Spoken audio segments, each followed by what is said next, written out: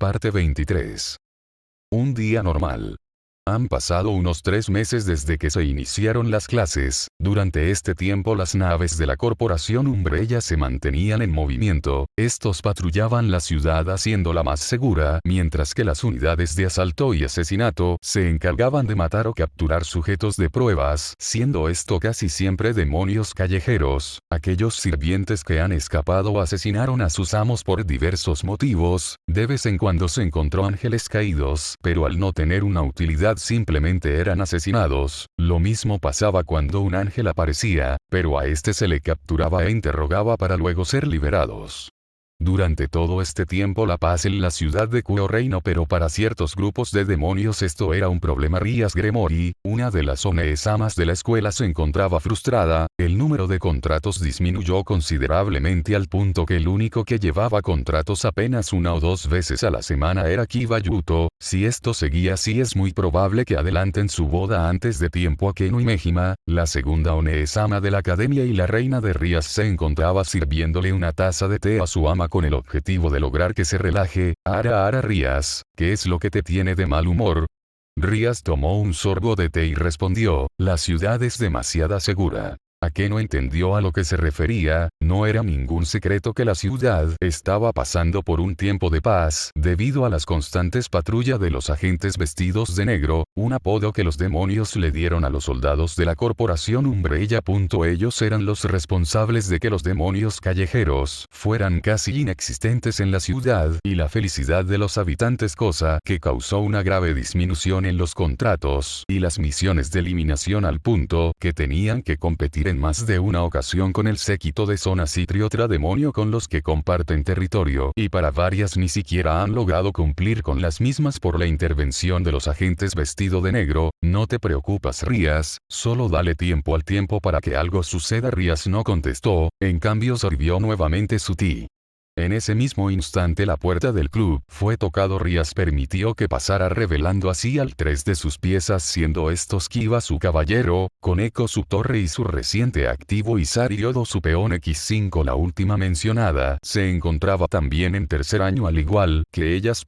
Isari se tiró al sofá con su cara pegada a una almohada con la forma de su hermano en chibi mientras gritaba en él. Esta era una escena que se repetía casi todos los días. Sus compañeros simplemente tenían una gota de sudor en sus frentes mientras se reían levemente. Todos ellos sabían el motivo por el cual Isari gritaba, y cuando se ponía así simplemente la dejaban en paz. Pasaron los minutos y cada uno hacían sus deberes. Kiba ha intentado conseguir más contratos, Rías haciendo el papeleo para evitar que le corten nuevamente los fondos del club, Akeno haciendo más té, Isari planeando cómo hacer que sus hermanos dependa más de ella.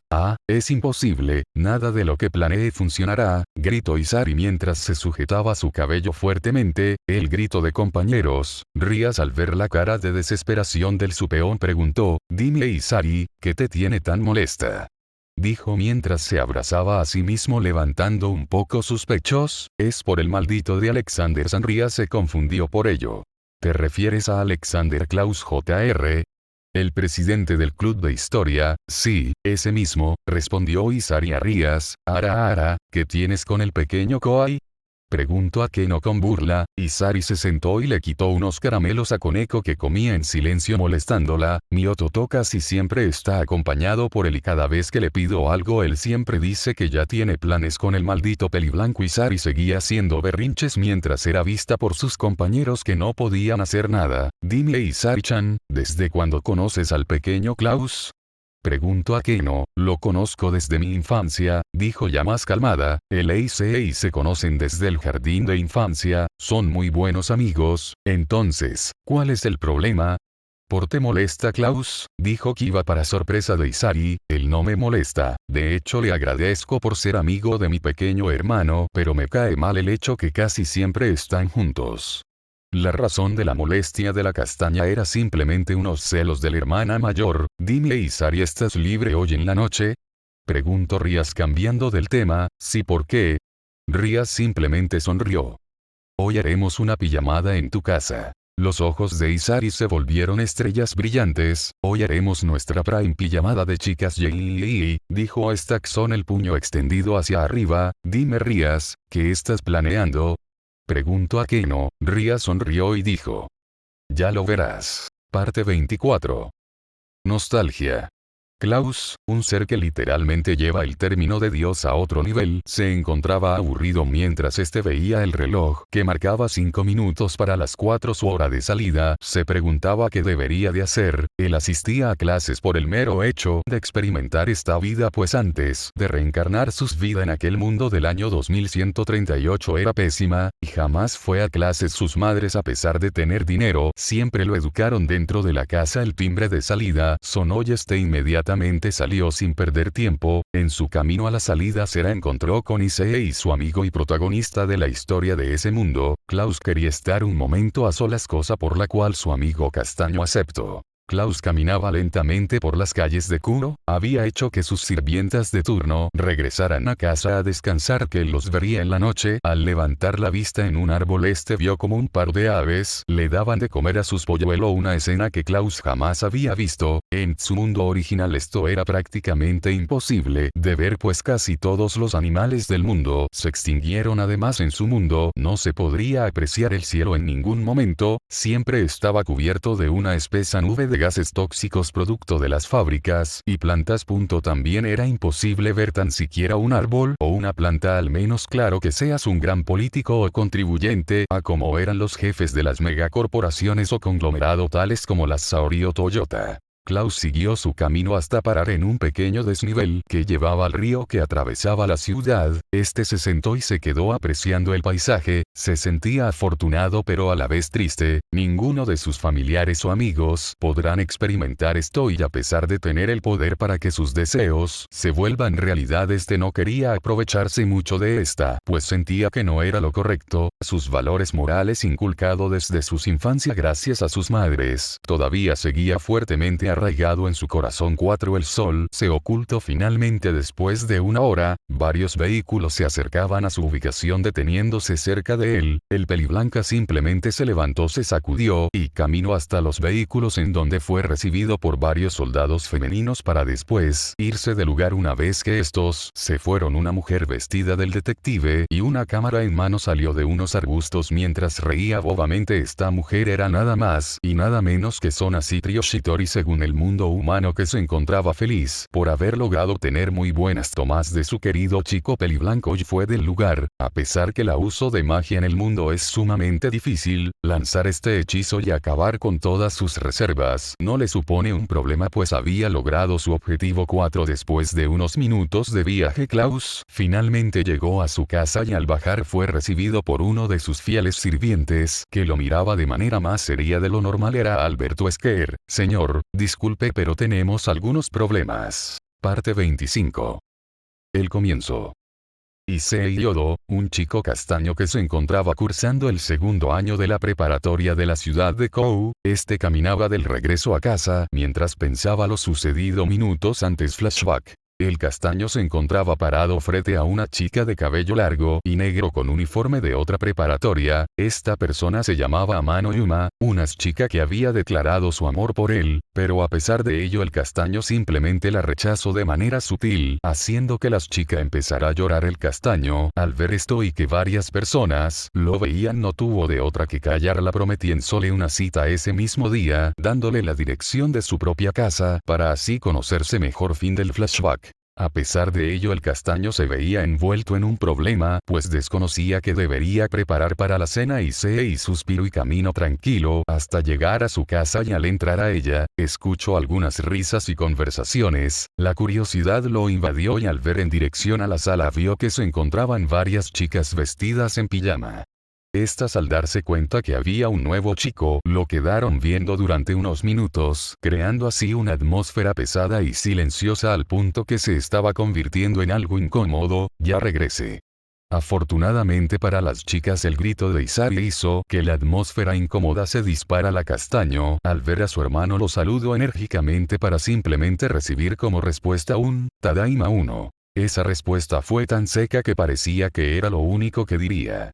Y exactamente pasó eso. El castaño recién llegado subió las escaleras, dejando nuevamente un incómodo silencio, pero bajó nuevamente yendo en dirección a la cocina. Isari, ven para acá. La mencionada se estremeció y luego caminó en dirección a la cocina, dejando a sus invitadas en la sala. Rías sintió curiosidad, así que empezó a usar una de sus ventajas como demonio, su sentido auditivo, al igual que Akeno y Koneko en la cocina. Una vez que Isari llegó a la cocina, ésta se sentó en una silla frente al de su hermano. Isari, dime quiénes son esas chicas y por qué están en pijama, dijo. El castaño se rió. La mencionada simplemente asintió y empezó a contar, empezando por sus nombres, dejando en claro que eran sus amigas y compañeras de club e incluso sobre su pijama, haciendo que Issei y suspire. Isari, dime, ¿les dijiste a nuestros padres que harías una pijamada?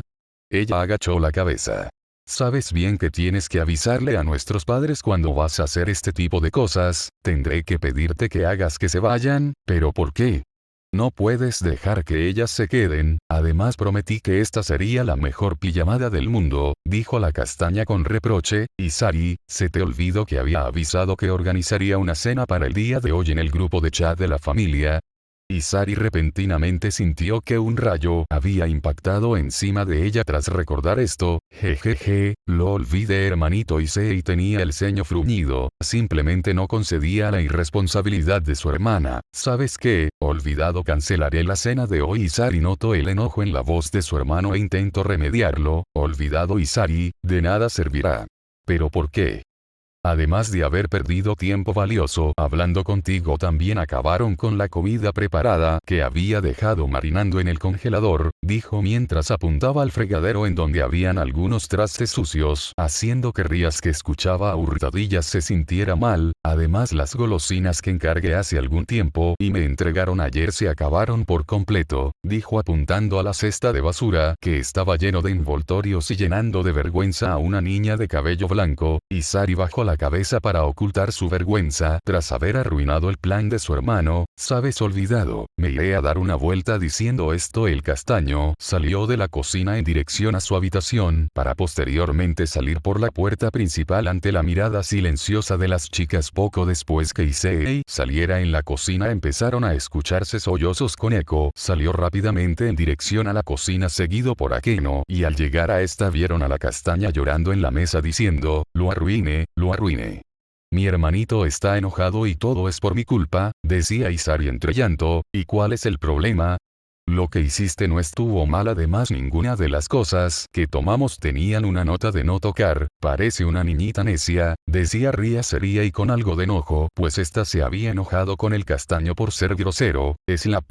Irari la propinó a Rías una cachetada que le había dejado marca en su mejilla para después hablar. Tú no lo entiendes, yo no estoy en buenos términos con él, nuestro padre no está en buenos términos con él, es que no lo entendiste cuando te conté mi problema hace tiempo. Si no logro estar en buenos términos contra él, jamás podré estar con él.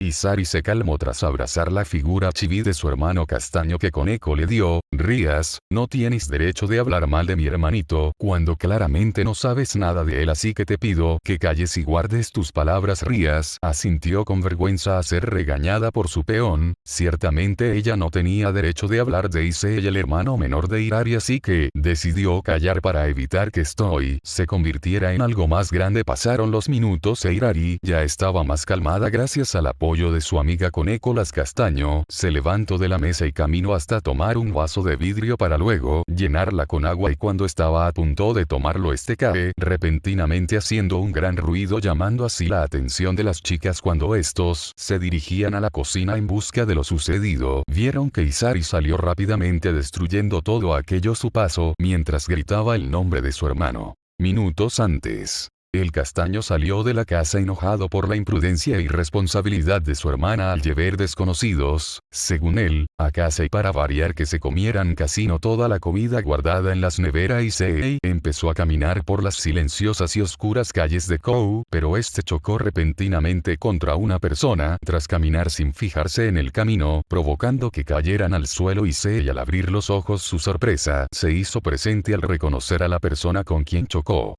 Amano.